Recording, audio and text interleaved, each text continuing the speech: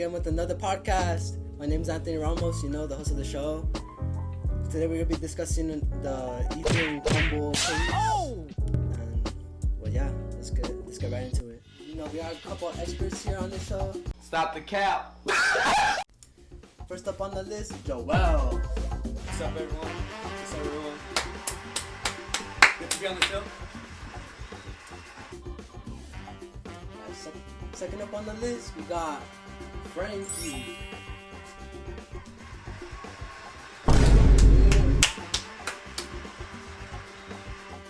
And last but not least, the man, the myth, the legend, Cruz.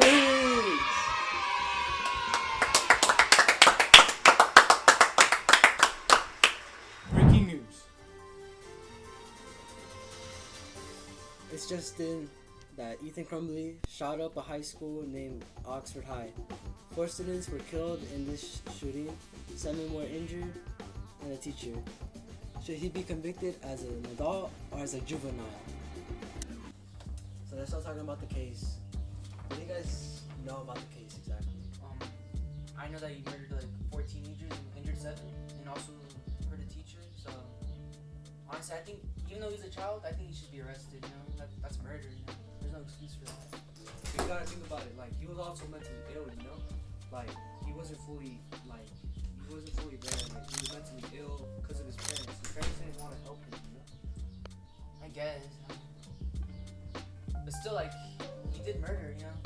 And he even said like he wanted to hear the screams of the kids. So there's something wrong with him. Yeah. But look, when you really look at the facts, it's clear that this is a kid crying out for help. He asked his parents and his teachers to help him, and everyone ignored him. So now we're gonna talk about the gun control real quick. So why did the parents buy the guns? Like why? I have no idea why they would buy the gun. I feel like that was a dumb decision to buy that gun, because obviously this kid was writing on his hand. This guy had mental problems, and then the parents wanted to buy a gun. Like, that doesn't make any sense. And then he goes and shoots the whole campus. Like, that.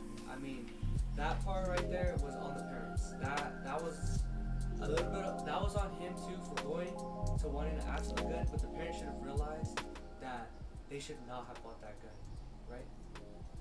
I agree.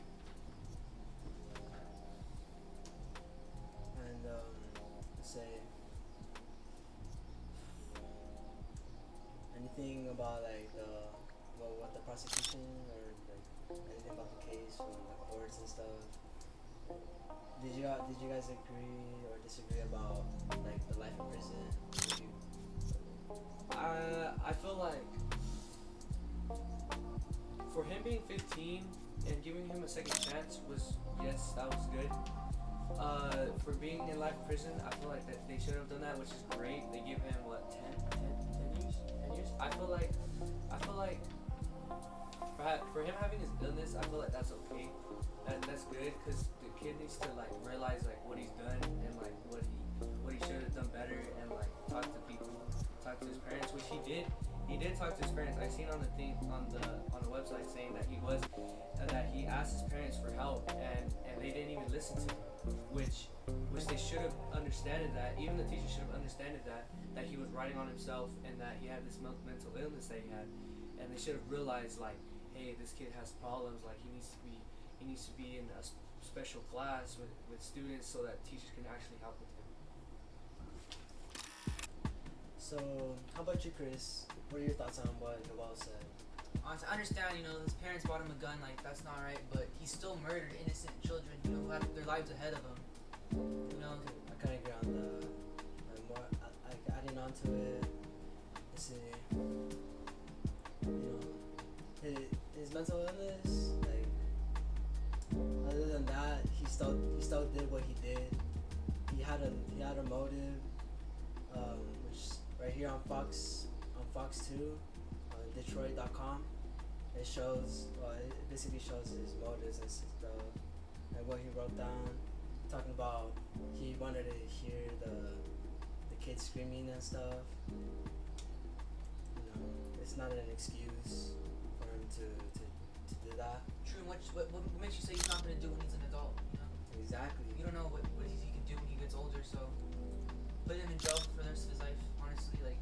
sounds cruel, but it's probably the safer option. Yeah. Your thoughts on it? Well, you see, we're talking about a mentally ill person, someone who isn't thinking straight, and they just need the opportunity to get the help that they need. They need counseling, they need therapy, they need guidance to help them. And I think that a lesser sentence will help them get to those resources that they need. Yeah. Well, this was a good session, guys, and we'll have to end it right here. Thank you for having us. All right, guys, that's basically it. You know, thank you guys for coming in. Thank you for having us. Thank you. Thank you.